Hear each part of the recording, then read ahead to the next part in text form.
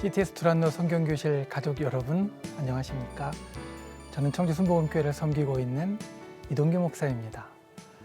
오늘 여러분들과 다시 예레미야서를 공부할 겁니다. 말씀드린 것처럼 여러분 성경이 있으면 성경을 펴십시오. 그리고 오늘은 예레미야서 11장 말씀을 펴시기 바랍니다.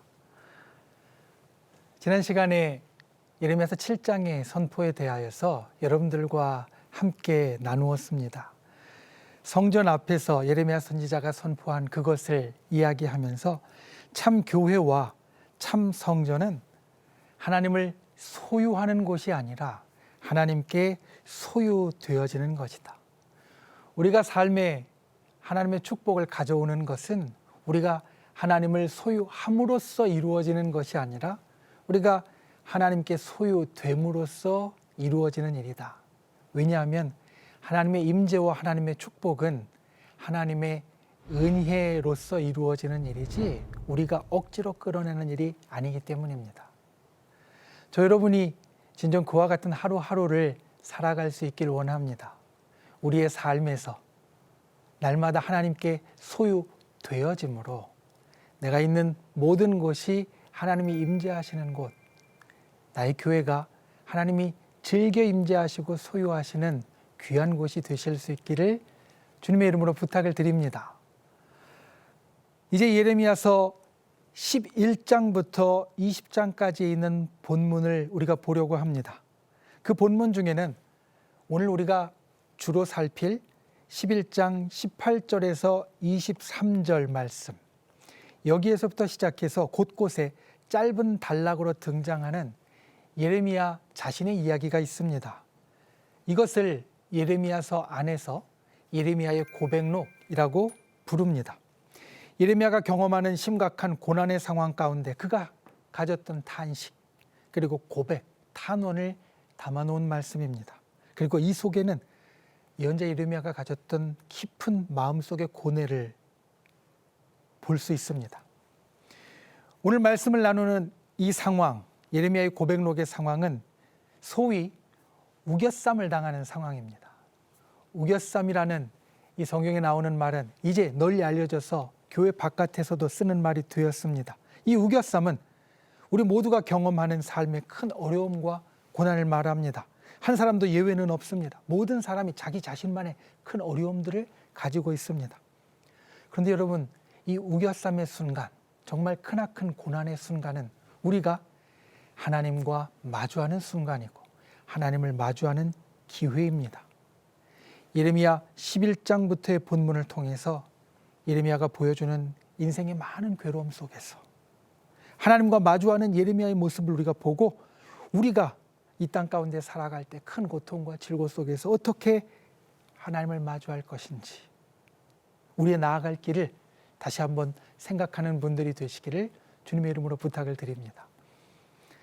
첫 번째로 이 말씀 가운데 우리가 볼 것, 공감의 영성을 기억해야 합니다.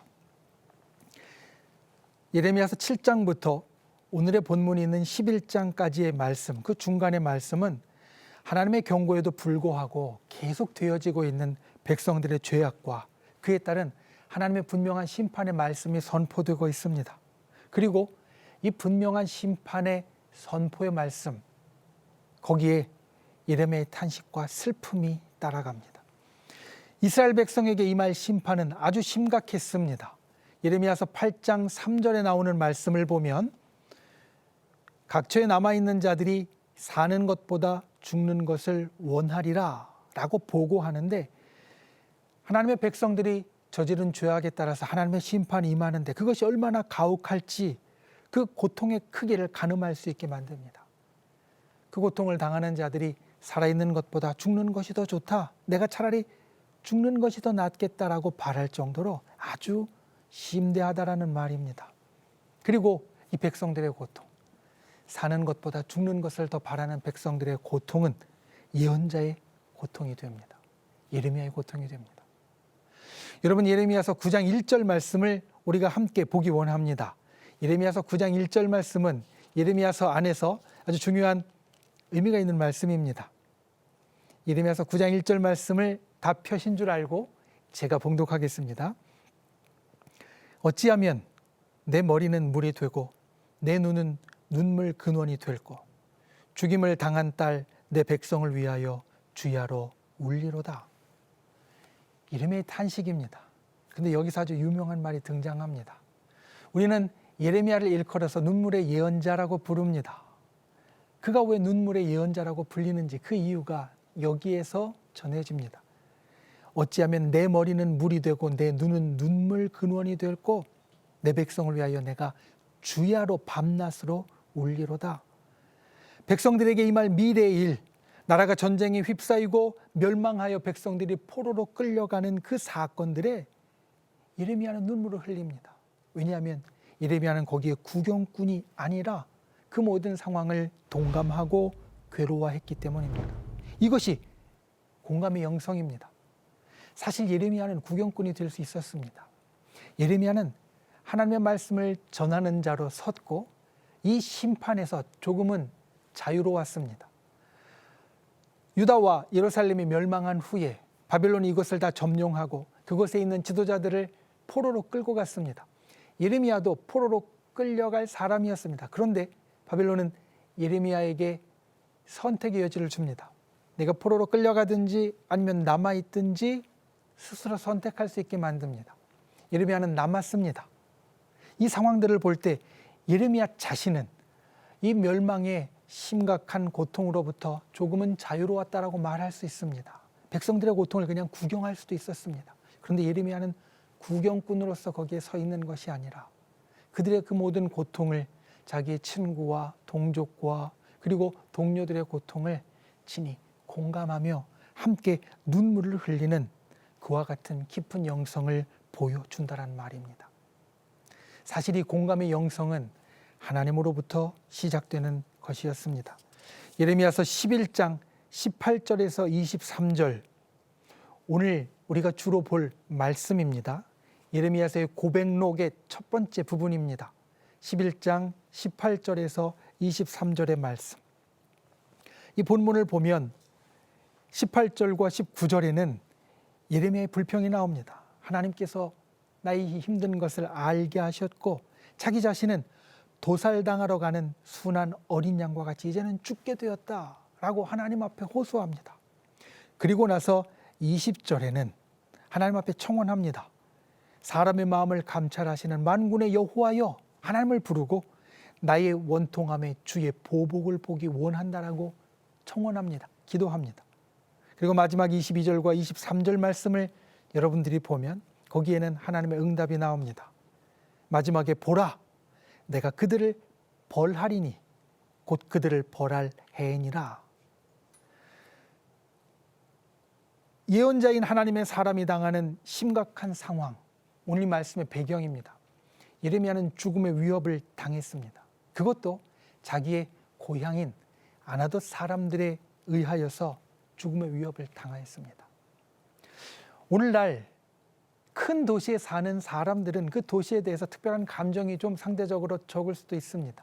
하지만 작은 도시, 작은 마을에 사는 사람들은 그 마을이, 그 도시가 각별합니다. 왜냐하면 거기에 사는 모든 사람들이 자기가 자라면서 함께 자라왔던 사람들, 어릴 때부터 모든 기억들과 추억들과 그리고 경험들을 공유했던 사람들이고 어떻게 보면 좀 넓은 의미에서 가족과 같은 사람들이기 때문입니다.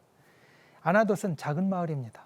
그러니 여기에서 예레미야가 자랐다라는 것은 아나돗에 있는 모든 사람들이 마치 가족과 같이 친밀한 사람이었다라는 것을 우리는 생각할 수 있습니다. 그런데 그 사람들이 예레미야를 죽이려고 계획을 세웠습니다. 함께 자라고 교류하며 가족과 같이 지낸 사람들이 자기 자신을 죽이려고 계획을 세웠습니다. 그러니 그냥 죽음의 위협을 당하는 것보다 예레미야는 훨씬 더 마음 아파했을 것입니다. 예레미야는 이 아픔을 20절에 이렇게 표현합니다. 사람의 마음을 감찰하시는 여호와여, 하나님 앞에 토로하면서 사람의 마음을 말하는데 이 마음은 마음이라는 말보다 더 깊은 것을 담고 있습니다. 흔히 우리는 우리 눈에 보이지 않는 것을 표현할 때 우리 눈에 보이는 것을 끌어들여서 그것들을 더 잘 보이게 만듭니다. 가령 사랑이라는 감정은 우리 눈에 보이지 않습니다. 그런데 그것을 우리는 내 심장을 기꺼이 드립니다 라고 하여서 내가 죽을 만큼 당신을 사랑합니다 라고 표현한다는 말입니다. 성경에도 이와 같은 표현들이 있습니다. 우리 눈으로 잘 보이지 않는 것을 구체적으로 눈에 보이는 것을 끌어들여서 선명하게 보여줍니다. 사람의 마음, 이것은 콩팥과 염통을 말합니다. 그리고 성경에서 이 둘은 둘 다 정신적이고 영적인 능력을 지닌 기관으로 나옵니다. 염통, 심장은 생각과 결단을 의미하고 콩팥, 신장은 감정과 양심과 나 자신에 대한 마음, 나의 자존감을 나타냅니다. 시편 16편 7절에 양심이라는 단어가 나오는데 이것이 바로 콩팥이라는 말입니다. 예레미야는 자기의 심장과 자기의 콩팥을 마치 눈에 보이듯이 내어 보이는 것으로 말하면서 자기 고향 사람들, 가족과 같은 사람들이 자기를 죽이려고 하는 것에 대하여서 얼마나 이 속에 깊은 원통함이 있는지, 아픔이 있는지 하나님께 보아달라고 호소합니다. 그리고 이 호소할 수 있는 이유, 자기 마음의 원통함을 말할 수 있는 이유는 하나님께서 그것을 들으시고 그리고 그 자리에 함께 계시기 때문입니다. 여러 어려운 사건들 중에서 기적이 없었던 예레미야가 끝까지 하나님을 붙잡고 떠나지 않고 그 곁에 있을 수 있었던 것은 바로 하나님께서 예레미야의 마음을 아시고 그 아픔에 함께 하시는 분이셨기 때문입니다. 쉽게 말하면 예레미야가 울 때 하나님도 옆에서 예레미야와 같이 우는 분이셨습니다. 고난의 세상을 살 때, 우겨쌈을 당하는 것 같은 괴로운 세상을 살 때 여러분 이것을 기억하십시오. 하나님께서는 우리의 그 아픔을 공감해 주시고 우리 옆에서 울어주시는 분이시다. 그리고 그 하나님의 공감을 보았다면 예레미야처럼 세상을 향하여 그 공감을 보여주는 분이 되십시오. 하나님의 사람으로 우리가 이 세상을 살아가지만 우리가 세상의 구경꾼으로 서 있는 것이 아니라 우리가 세상과 별개가 아니라 그 세상의 아픔과 어려움을 공감하는 사람으로 여기에 서 있다는 겁니다. 요즘 우리가 살아가는 이 세상의 모든 것이 어렵고 힘듭니다. 감염병으로 인하여서 괴로운 사람들이 많습니다. 힘든 사람들이 많습니다. 그런데 우리가 천국을 향하여 살아가는 하나님의 사람이라고 하여서 그들과 상관없다라고 또 그들과 관계없다라고 여길 것이 아니라 예레미야가 멸망해가는 자기의 동족들을 향하여서 하나님의 공감을 받고 자기도 공감하였다는 것처럼 우리 어려움에 공감하시는 그 하나님의 공감을 우리도 세상을 향하여서 보여줄 수 있어야 합니다. 세상의 아픔에 같이 눈물 흘릴 수 있어야 하고 세상의 괴로움에 같이 마음 아파할 수 있어야 합니다. 공감하는 영성을 가지시기 바랍니다. 하나님이 우리를 공감해 주시니 우리가 세상의 고난 가운데 버틸 수 있고 이겨낼 수 있습니다. 그리고 우리가 하나님의 공감을 받았으니 고통 가운데 있는 세상을 향하여서 우리도 같이 공감해 줄 수 있습니다. 이와 같은 예레미야와 동일한 공감의 영성을 소유한 저와 여러분이 될 수 있기를 주님의 이름으로 부탁을 드립니다. 두 번째로 오늘 말씀 가운데 우리가 보기 원하는 것은 오늘 제목처럼 찬란한 신앙인이 되십시오입니다. 굳세어라 금수나라는 예전 노래가 있습니다. 그런데 이 노래 제목을 보면 저는 우리 신앙인의 모습이 생각납니다. 세상에서 때로 우리 신앙인이 고난을 겪고 역경을 경험해도 끝까지 신앙을 붙잡고 굳세어라 하는 이야기 말입니다. 아무리 어려워도 우리는 믿음을 붙잡고 강철같이 굳세어야 한다. 우리는 이런 말씀들을 많이 들었고 우리 신앙의 선배들은 이런 것들을 우리들에게 많이 들려주었습니다. 그래서 우리는 새기고 또 새깁니다. 그런데 살다 보면 이게 쉽지 않습니다. 고난과 괴로움 속에서 끝까지 굳센 것이 쉽지 않습니다. 오히려 새겼던 것이 우리에게 부담이 됩니다. 힘들고 어려운 일, 세상의 풍파가 우리들에게 다가올 때 우리는 흔들리게 되어지는데 그 흔들림 속에서 나는 끝까지 굳세지 못했어. 나는 끝까지 믿음 안에서 강하지 못했어. 나는 바본가 봐. 내 믿음의 수준은 이것밖에 안 되나 봐. 나는 하나님을 기쁘시게 할 수 없나 봐. 우리는 괴로워합니다. 사실 믿음의 사람 가운데 이런 사람이 한두 사람이 아닙니다. 우리 대부분은 굳세어라 굳세어라 굳셀 거야 굳셀 거야 라고 말하지만 굳세지 못할 때가 많이 있습니다. 그런 우리에게 오늘 말씀이 필요합니다. 서두에 말씀드린 대로 오늘 우리가 보는 이 성경 말씀은 예레미야의 고백록입니다. 고백록 참 우아한 말입니다. 그런데 그 내용을 보면 좀 다른 느낌이 듭니다. 예레미야의 고백록의 다른 부분인 예레미야 15장 10절 말씀, 예레미야 15장 10절 말씀에서 예레미야는 이렇게 말합니다. 내게 재앙이로다 나의 어머니여 다 나를 저주하는도다. 그리고 예레미야 15장 18절에는 한 걸음 더 나아갑니다.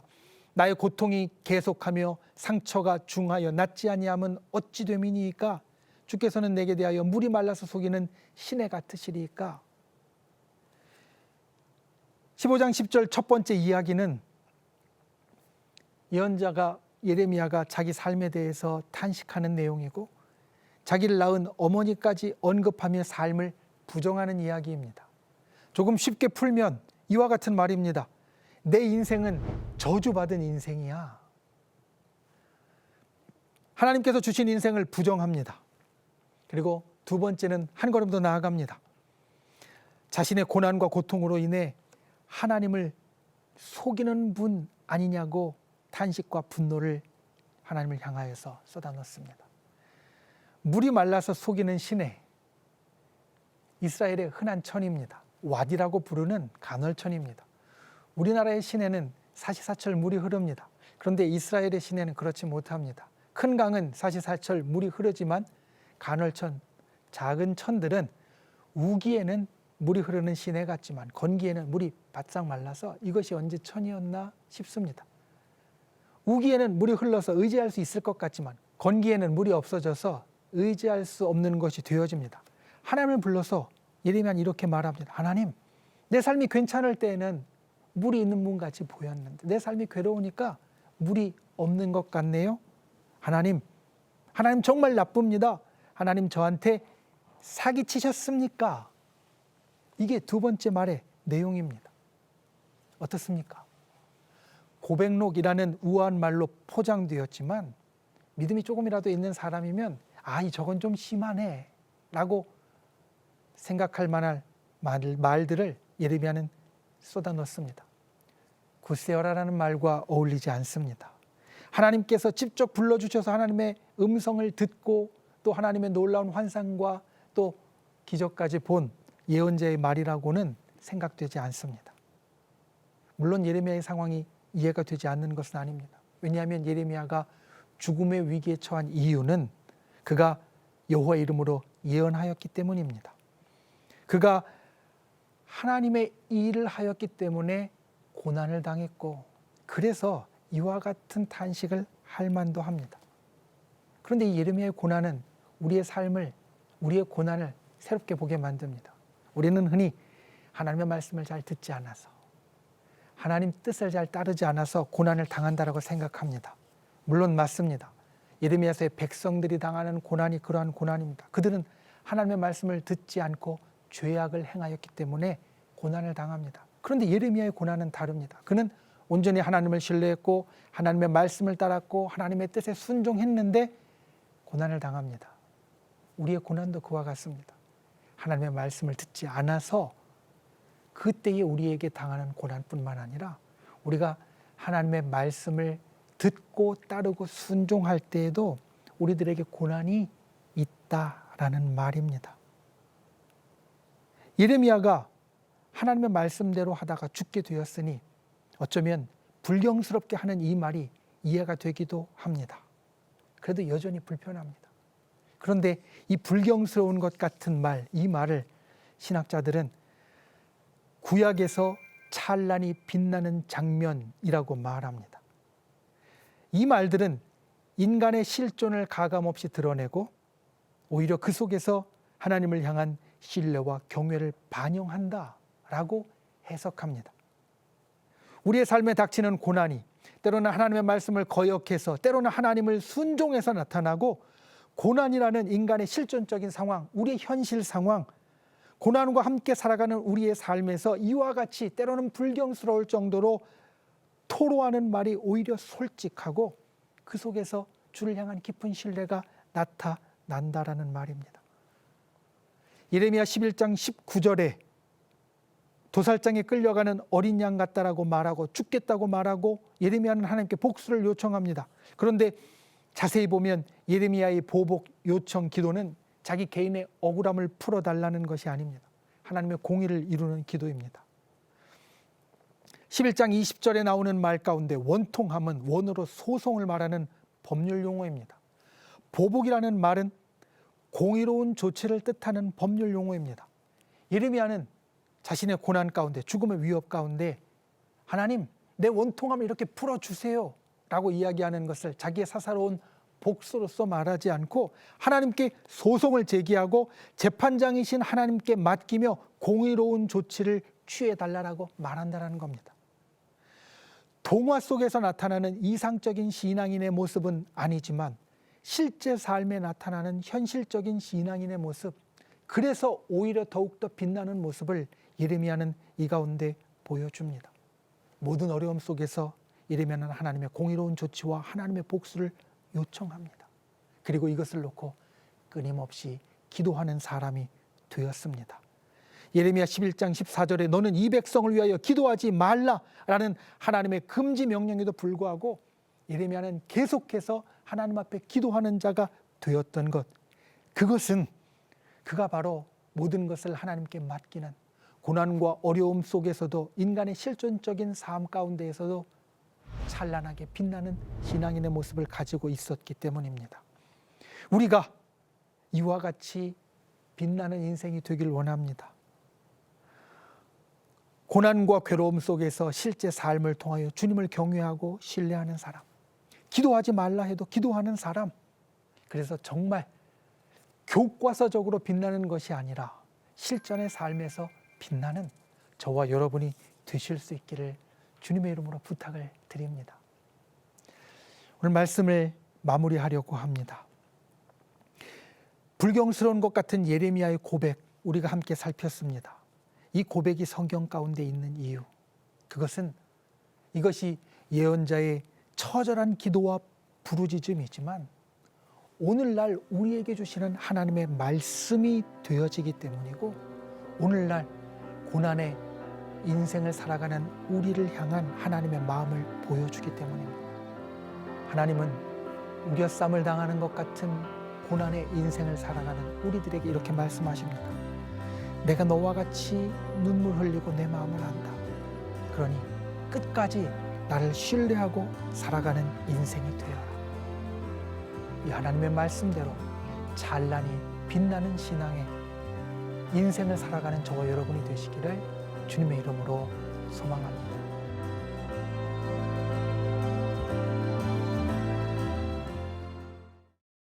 이 프로그램은 CTS 방송가족의 사랑과 후원으로 제작되었습니다. 후원전화 02-6333-1003번, ARS 060-808-1004번으로 전화주세요.